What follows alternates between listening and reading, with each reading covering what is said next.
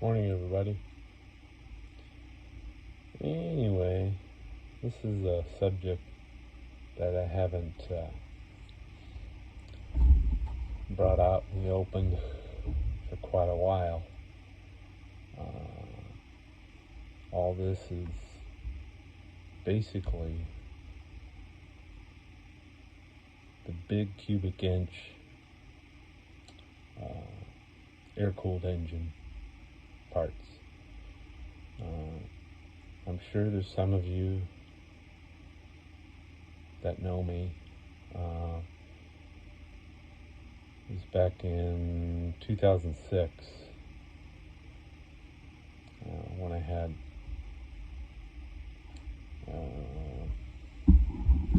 let's see if I can point it. I had that blue car right there, all the stains on it, all the bird poop on it and everything.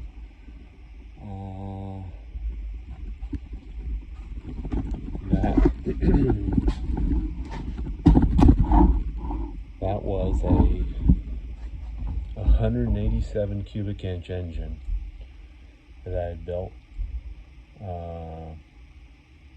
basically with a really crappy aluminum case. It wasn't anything fancy. It was a replacement case, actually. It was a blank case. It didn't have any head studs. I had to locate them myself. The crank was a real low budget welded stroker. It had stock mains on it. Didn't even have what they call a 411, any 411 mains on it, which would make the crank more rigid. And that eventually ended up biting me in the ass, and I just wanted to do it anyway to see how cheap I could build the engine and still make a whole lot of horsepower and torque. And a lot of you people think, the ones that know me that saw it ran, that I was wasting my time, but it wasn't an RPM machine. I didn't want it to be. The crankcase couldn't have handled it. All right, it was a tractor engine. All right, it made max power around 55 to 6,000 RPM, and I had it one time. I had it in a friend of mine's car, and we took it to the chassis dyno, and it made basically, everybody thinks, okay, how much power is lost in the transmission? To the wheels, the thing made 215 and 215 torque. I think it's to the flywheel, that's about 250 horsepower and 250 torque. Okay, and again, it was 187 inches, which was basically a 92 millimeter stroke by a 103 millimeter piston. Okay, so it's over a 4-inch bore. So anyway, through the years I was experimenting, wanting to go bigger, and these cylinders right here, this is 108 millimeter. That's a true big block Chevy piston. Okay, it would have worked. I would have had to offset the rods ever so slightly and offset the bore just ever so slightly, but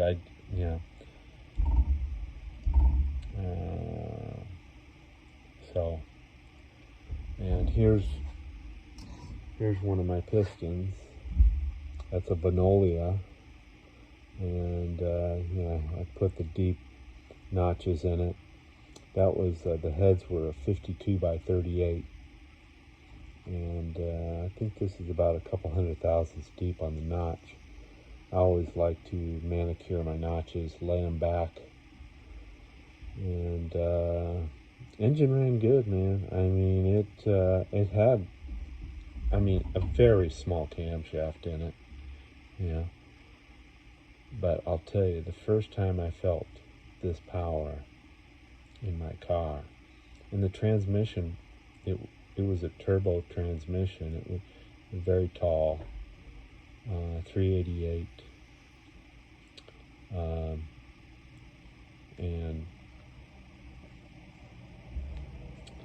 um,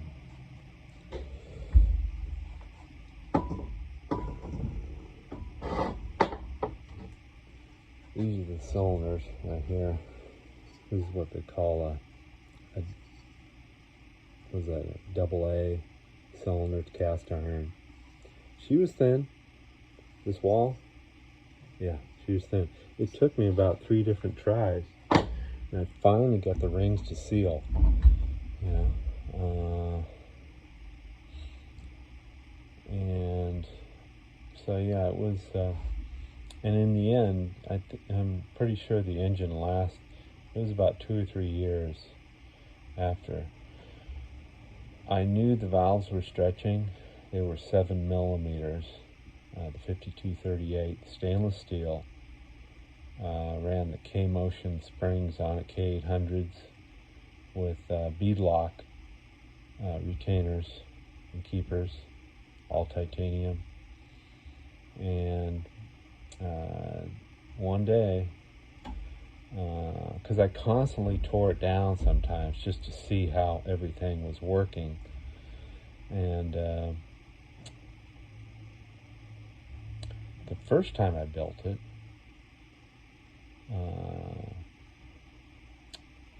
that was all standard.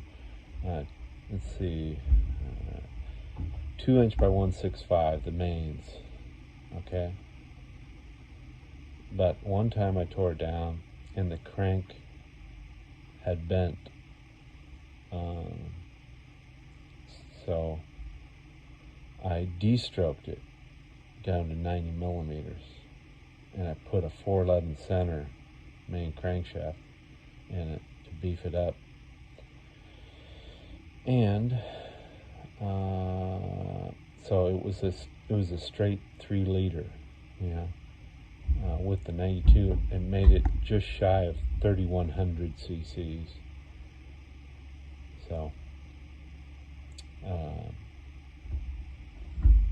but these are my rods, and this is, you see that?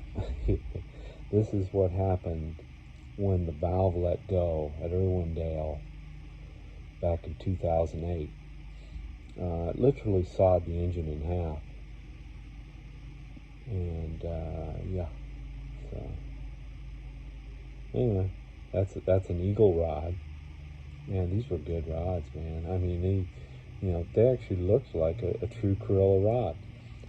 My friend that I've known for years, he clearances, and he always does a beautiful job. And those are the 5/16 bolts. That's the only way I can make them fit, the smaller bolts. There's just so much. So yeah, you can fit. And that case, that wasn't a 100 drop case, okay? That was a standard. You don't need a 100 drop case, yeah? I mean, I put 92 millimeters of stroke in a non-100 drop case, okay? When I mean 100 drop, I mean like Type 4. And anyway, yeah, these are a 5/880 rod, and they worked awesome. I'm sure there's still a few sets of these floating around, and the rod ratio, it was still pretty short, for the crankshaft that I had in there. Man, that thing, again, the first time I drove that thing around the block, I said to myself, my God, where have you been all my life? The power that engine had, I mean, it felt like a turbo car, you know. It was, you know, pretty incredible. There was still a lot of things to iron out, and I went to a few events, and I won a few events, you know, with it. You know, nobody had the power that I had, not even close, you know. There was one guy that had, well, what they call, oh, those squishy pistons or whatever they used to call them. He didn't show up. And I don't know if he would have been able to beat me or not, you know. Maybe he would have, you know, maybe not. Anyway, this is all NA. The engine had the 58 millimeter Berg carburetors on it. And they're nice carburetors, but the engine actually needed a return line because it was starving for fuel on the top end. It actually could have gone a lot faster. You know, the engine was, every time I took it to an event, it was sick. You know, it's like it had COVID, you know. But hey, I still walked away with, you know, trophy, and I won my class. So anyway, okay, so what I'm trying to do here, these heads, these belong to a friend of mine, and he's from Texas, very nice person, been my friend a long time, and I'm going to do these up in 4-inch configuration. So right now they're the standard 94. It's not something that's going to happen overnight. I know a lot of you people that I do regular business with are watching, and you probably, oh my God, I'm never going to get my heads. Yes, you are. You know, this. So anyway, this is actually sort of a freebie. You know, I owe this guy a lot, and so this is going to go here.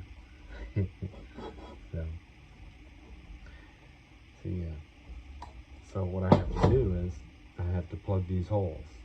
So I'm going to have to make some 60-61 stock and heat the head up and drive it in, and then I have to re-drill it, and these holes, you know, I'm going to have to partially weld it, and it's going to be a big job, you know. So yeah, these are actually the ultimate for 4-inch because they're really solid through here. Okay, so which makes it a good base for a 4-inch bore. So yeah, they're solid. There's no window in there like a Volkswagen. Excuse me, air-cooled head. And yeah, so we're gonna put a. I don't know exactly what valve size yet. The minimum it's gonna have is a 48 intake by 38 exhaust. I could step it up to a 50, you know, 50 by 38. But yeah, it's just a little project that I'm going to get to. I need to get to it. They only arrived here, I don't know, 2, 3, 4 months ago. And so, yeah, just one of those projects that we're going to get to, and I'm going to bring you guys along to check it out. And just to show you what it takes. Because, you know, a lot of people, you know, they like that small piston because it's light, and they like the little crank, you know.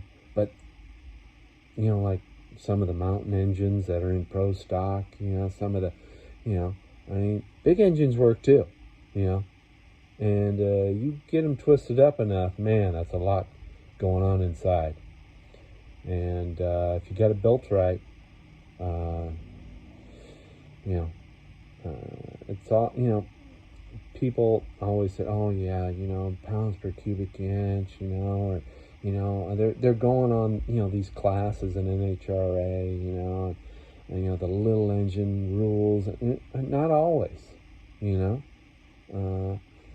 The old saying goes is that there is no substitute for cubic inches, okay? And I believe in that.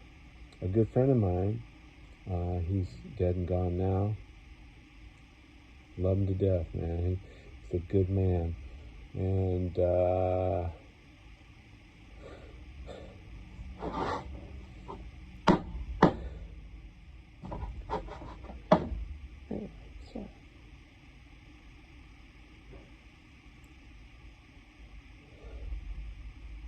one of my mentors in life,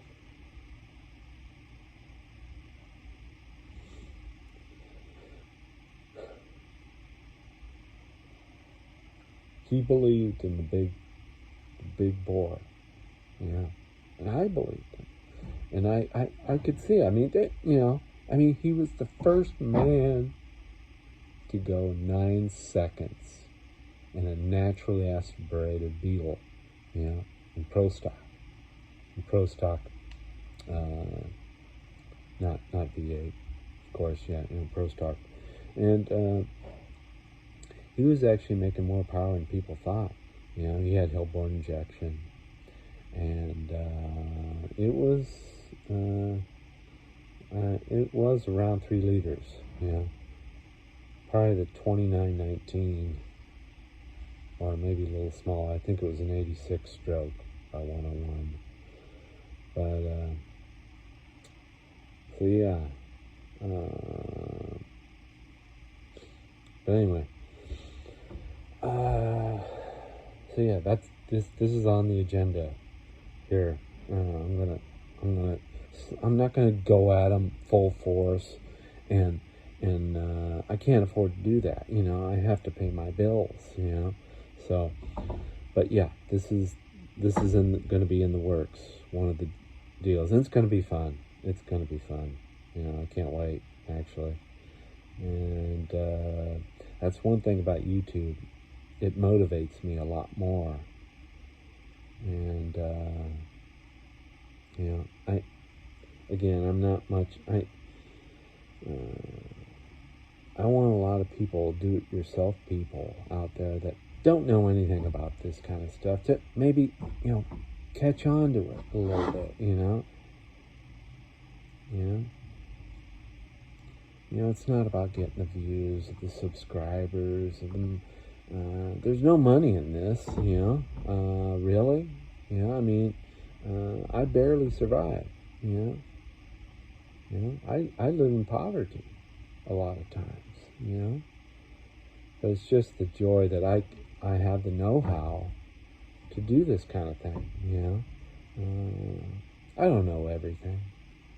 Nobody does, you know. They're learning every day, you know. So, I mean, here's a mistake of mine right here, you know. The engine was sounding so good. They do sound the best when they're ready to blow, you know. As some of you know. So yeah, this thing wrapped, man. I mean, I built a special exhaust system for it, and man, when you wrap that throttle, you knew it was a 4-inch bore engine.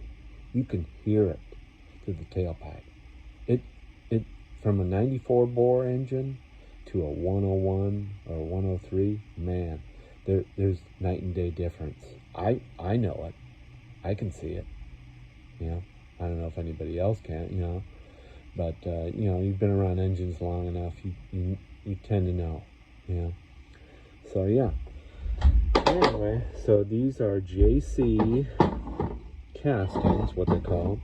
They actually flowed really well from the factory.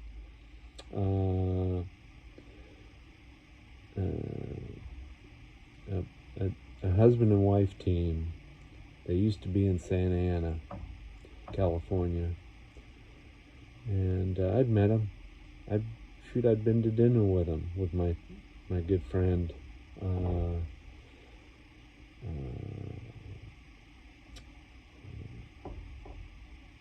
anyway, in 1984. These were the K. Wells favorite head right here. Okay, Dave and Judy K. Well. They loved these heads, and they worked really well. There were some castings that were soft, and then some that weren't. You know, so hopefully these are the better Rockwell type. If not, we'll reheat treat them and get them, you know, a lot harder. So anyway, yeah, these heads on some 1835s, you know, CC air-cooled engine, made 160 horsepower stock, the way they were. No porting, no nothing. You know, 40. Some, yeah, these they were 40 by 35 on some of them. Anyway, these manifolds, these, I'm pretty sure these don't go with this, but these are the JC manifolds that came from Japan as well.